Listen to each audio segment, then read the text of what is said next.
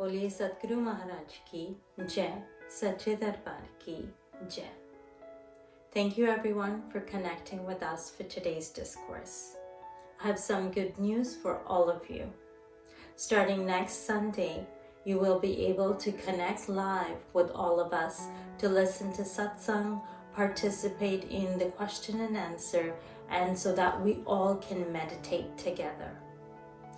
Make sure to check out the description below on how to connect from next week onwards. Now to today's discourse.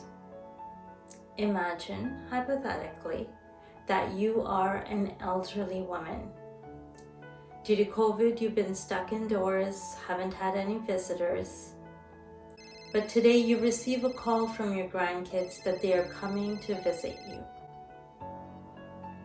What would be your reaction? I'm sure immediately excited, ecstatic that finally you get to see your grandkids after so long. But as soon as you hang up the phone with them, you realize, I have no food in my fridge. Am I going to have enough time to run to the grocery store and come back and make them their favorite dish? You get nervous, you get anxious, but you decide to make that trip. You get to the grocery store, and while you get your groceries, you decide to check your lottery ticket that's been sitting in your wallet for a month. You check the lottery ticket, and guess what? You are a winner. You just won $2,000. You are happy, such a good day. You get into your car, and as you pull out of your parking spot, you don't realize the car behind you and end up hitting it. Now think about that whole scenario for a moment. If you were to graph the emotions that went through in this little span. The high when you found out that the grandkids were coming. The low when you were anxious and stressed about if you're going to have enough time to cook them their favorite meal. The high when you found out you won a lottery. And the low when you hit the car behind you. If we were to graph that emotional cycle, it would look just like a roller coaster. And imagine what that would do to our nervous system as we go through this up and down. Another scenario. You're watching the finals of your favorite game, basketball, soccer, whatever sport you enjoy. Your team, your favorite team is playing. And when you're watching this match, as they score, you're excited, you're happy. But as they lose a goal or the other team scores, you start to yell and scream at the TV screen. You're screaming to them to, do better defense, to go a certain way. And till that match is over, there are many highs and many lows.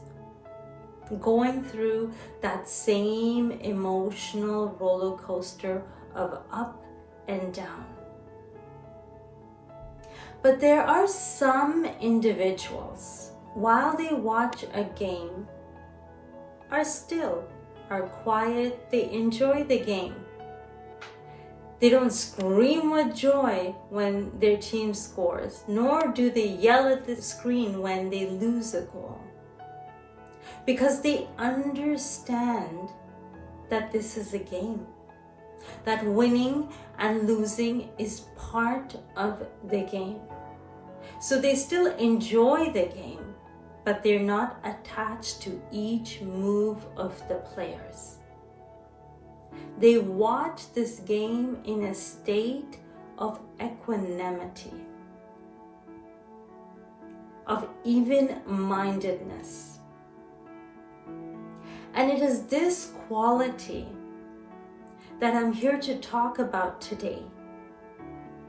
Because saints and sages in the past have identified the state of even-mindedness, the state of calmness, as an important virtue to possess in order to attain liberation. Where the mind is so calm and so still that we are in a tranquil state all the time, through the ups and through the downs. Lord Krishna explains to Arjuna that these feelings are temporary, are transient, that they come and go, but not to be attached to them. Further on, he explains not to be overly excited in joy and not to be suffering in pain.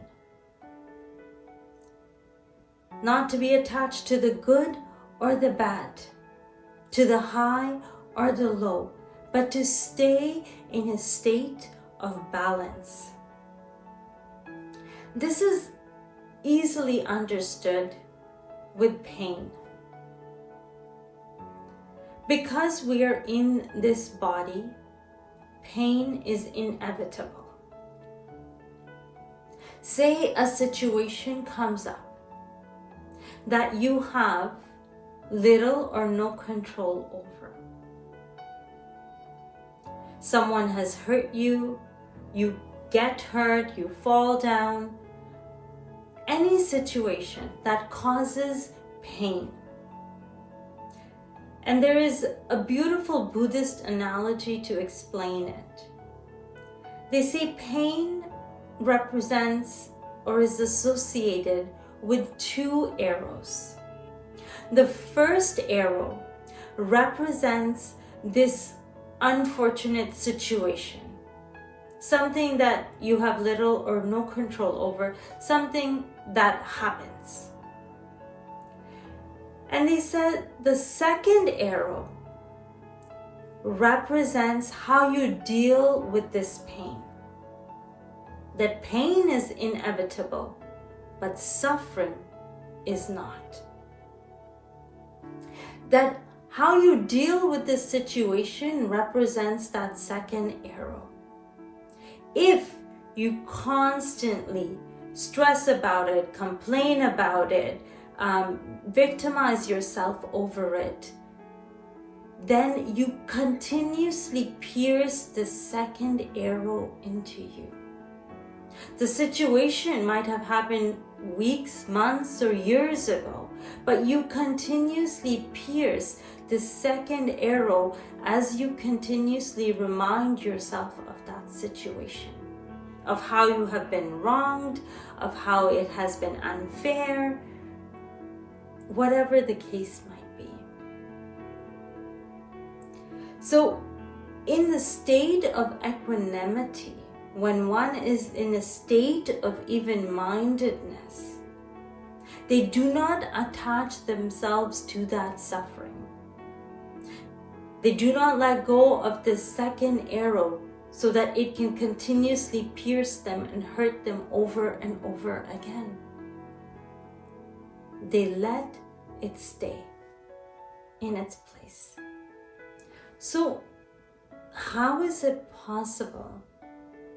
Because if we think of situations, we do go through ups and downs throughout the day, but saints and sages teach us to experience the situations, but not to be attached to the emotions that arise with them.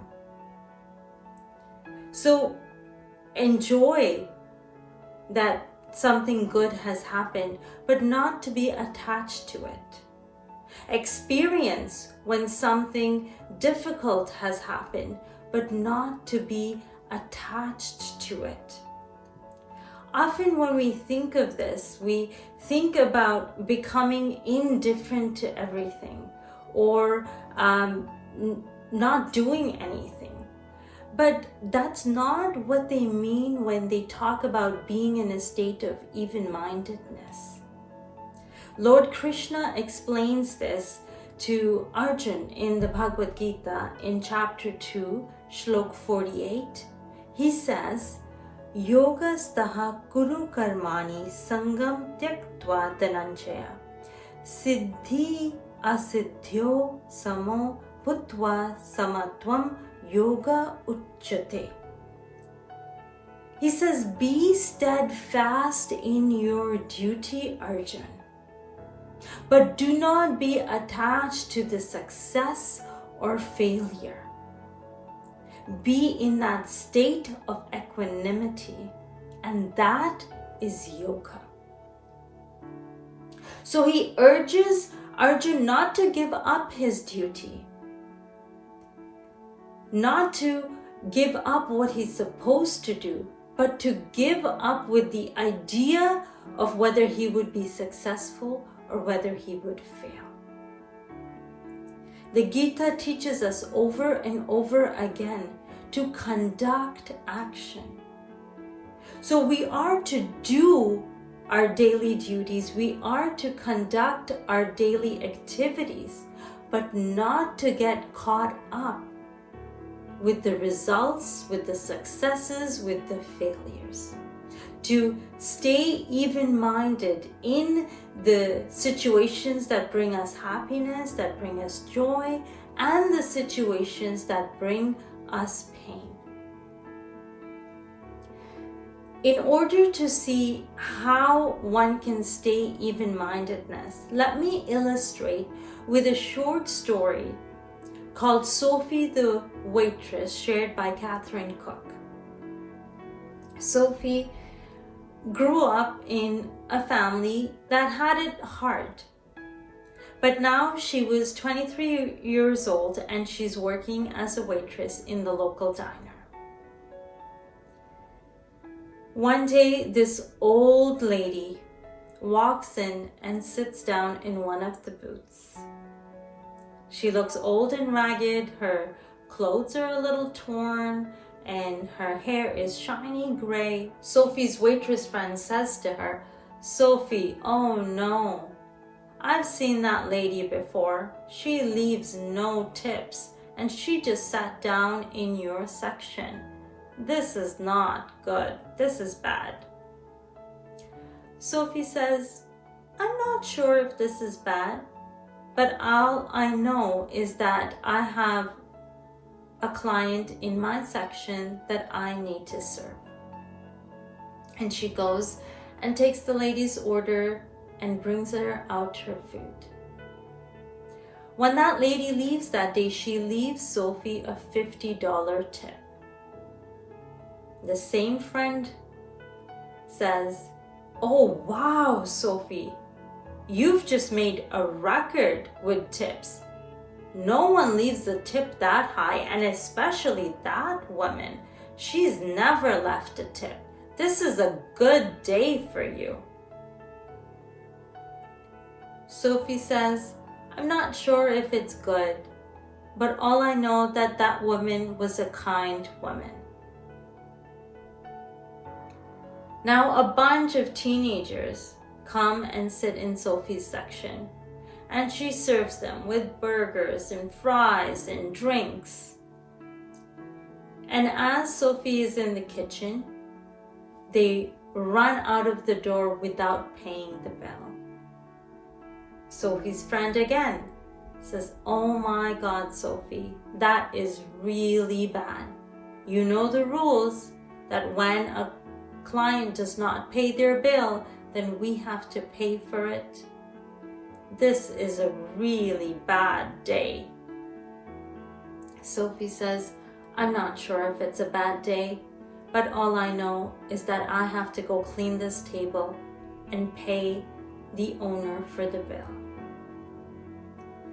The regular customers heard what had happened to Sophie, So they decided to all pitch in and help her pay this bill. But as they started rounding up the money, they collected $500. Sophie's friend says, "Wow, this is your day. Sophie, this is a lot of money that they've gathered for you. This is an amazing day for you." Sophie says, "I'm not sure if it's amazing, but all I know that I am surrounded with a community of kind people." Just a little story to illustrate how one can stay in that state of even-mindedness. Throughout the day, no matter what happened, Sophie accepted it just as it was. Whether it was a good situation, bad situation, she chose not to classify it, but just to accept it as it is. To be in the state of equanimity, to be in the state of even-mindedness. If going through Sophie's example, it is very obvious that it would be a good virtue to have. Rather than going through the up and down, that emotional roller coaster constantly throughout the day, but to be still in every situation.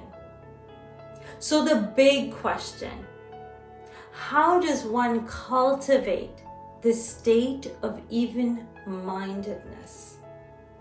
To still be engaged in action, but not be attached to the result.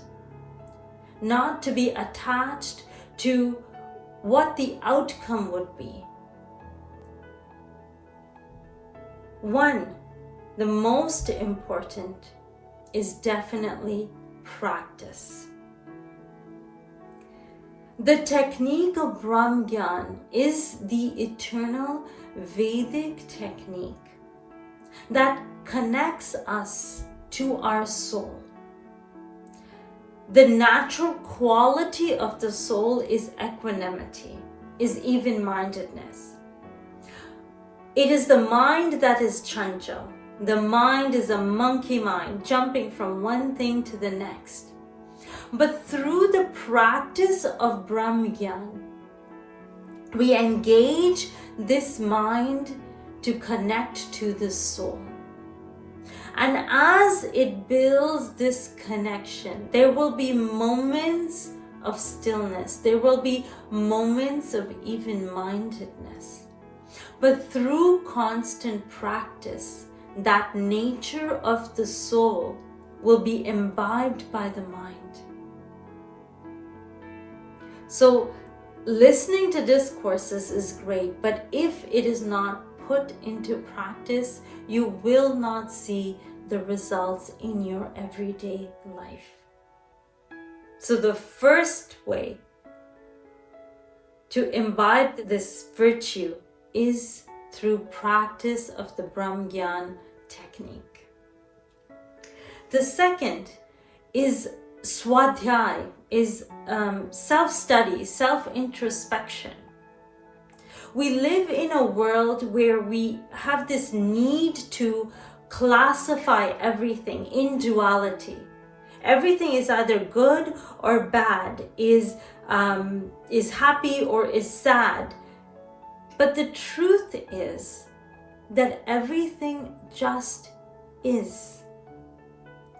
So try and let go of the idea of needing to classify everything as a good or bad experience or a good or bad person. Try and let go of the need of judging, the need of judgment. The Thai forest monk, Ajahn Chah, puts it well. He says if you let go a little bit, you'll get a little bit of peace. If you let go a lot, you will get a lot of peace. And if you let go completely, then you will get complete freedom and peace.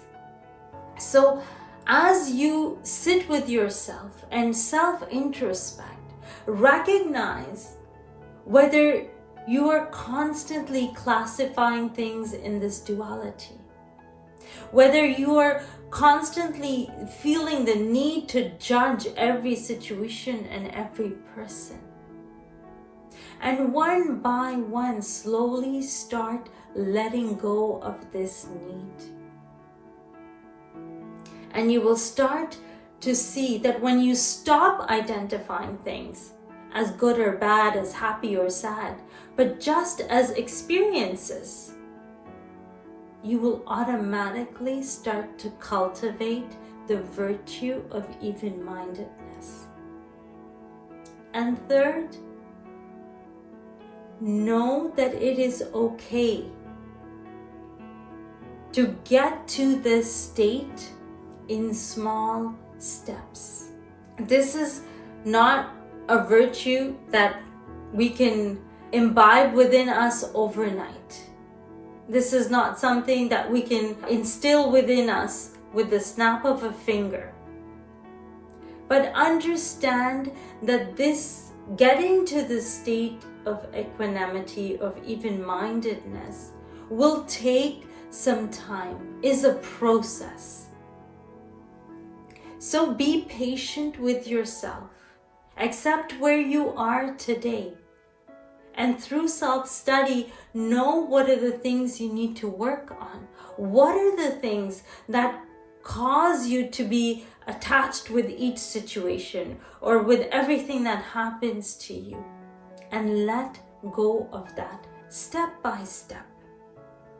So brothers and sisters, on a mental plane, on a physical plane, on an emotional plane, and definitely on the spiritual plane, this virtue of even-mindedness will make a difference in all of those fields. It'll help keep the nervous system in a state of balance, in a state of tranquility, of peace. And as the nervous system stays in that state, naturally, physically, we will be healthy as well. Mentally, we will be sound as well. And emotionally, in a balanced state. So if you're looking to transcend on this journey, if you're looking to better your experience on earth in this lifetime, then sama, equanimity, calmness, that tranquility is definitely a virtue that you want to possess. I hope this discourse helped you understand how you can build and cultivate this quality. Till next week, stay safe, God bless. Thank you for connecting with us today.